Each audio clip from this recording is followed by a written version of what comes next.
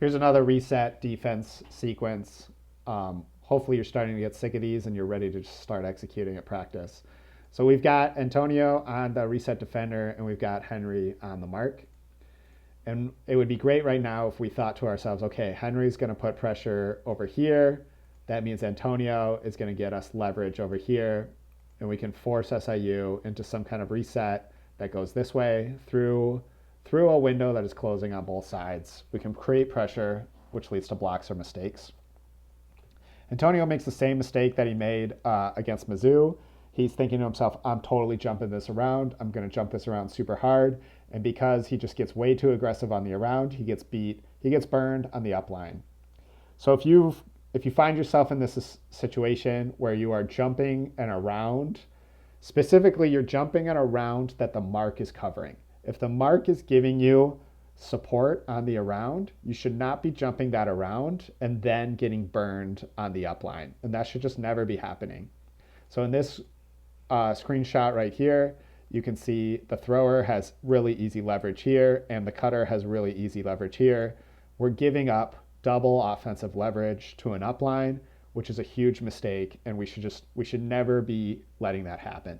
Right now, Antonio should be like on this side of his person so that he can kind of create leverage for us here, so that Henry can create leverage for us here, so that we can force SIU through this window here into like a pressured situation that leads to blocks or turnovers. And then the exact same thing is going to happen. So first of all, Antonio does a nice job of flashing that flat mark. Antonio flashes that stall 1, stall 2 flat mark, which is great. And then he works back into his trap side force flick mark. So Henry knows that. Henry doesn't want to overplay. Henry doesn't want to make mistakes by like accidentally lining his defense up with Antonio's flat. Henry wants to know that we're flat for 2 and then we're going to settle into that trap. So I want to be ready to defend with a match. I want to match my defense to that trap. So here we get Antonio to wrap around. And right now, what do we need Henry thinking? We need Henry thinking, okay, I'm going to guard this space. And then I'm going to work with Antonio, who's going to guard this space. And together, we're going to force them into some kind of inside swing.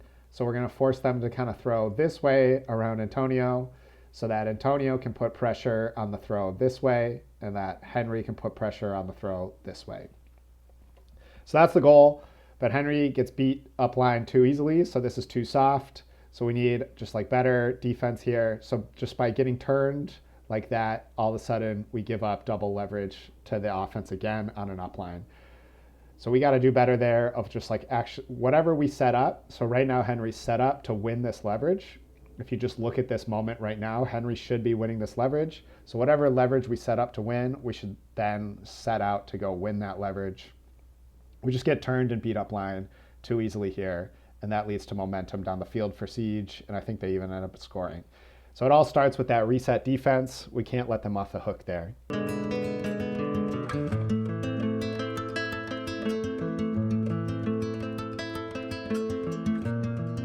This is kind of where I do have some sympathy for you guys. I know it's really hard because we're always flat for like 1 or 2 stalls. We're always flat for like the first 2 stalls, and then we settle into whatever our force is. So if you just look at this frame right here, you might be thinking to yourself, okay, I've got Leland giving me a flat mark. So Leland's giving me leverage over here. And if I'm Andrew, I might be thinking, okay, I've got Leland helping me over there. I'm going to try to jump this, which means we're going to force SIU into this space, and we're going to just like close the window on both sides. But that's not really what's happening. Andrew needs to know, okay, we're always flat for 1 to 2, but our true force shows up at stall 3, and my reset defense needs to be ready for whatever it is at stall 3. So as we rotate over, this is like right here is where Leland settles into that force backhand. So Andrew in this moment needs to be thinking, it all flips, right? So Andrew before was thinking about guarding that, was thinking about jumping the around space. This time Andrew needs to be thinking about guarding this space over here because Leland is giving him leverage over here, and we're going to try to force SIU into some really tight, hard throw between the 2 of us. This is also just a classic young defender jumping and around that they shouldn't be jumping. You don't need to be jumping this around. You try to jump this around, the offense is going to turn on you every single time and get a super easy touch for the upline. So right here in this frame, you can see we're giving the offense double leverage. You can see that the cutter has leverage. You can see that the thrower has leverage. You can see that Leland is covering this, and you can also see that Andrew is covering this. So we're giving ourselves double leverage on the around and letting the offense have double leverage on the upline. We want to try to avoid that situation as much as possible. So we need Andrew to try to give us leverage on the upline and to trust Leland's mark on the around. So we need Andrew here, and we need Leland over here. And this is just an example of the problems with jumping it around that you shouldn't be jumping.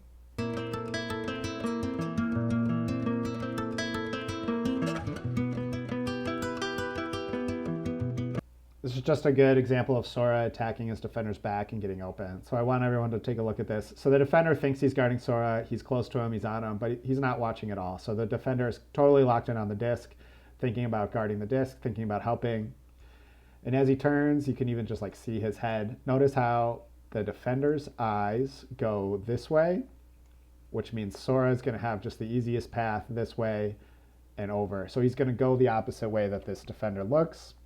And by the time the defender realizes that Sora's moved, he's like, oh man, I'm totally cooked. And he doesn't even try to run him down.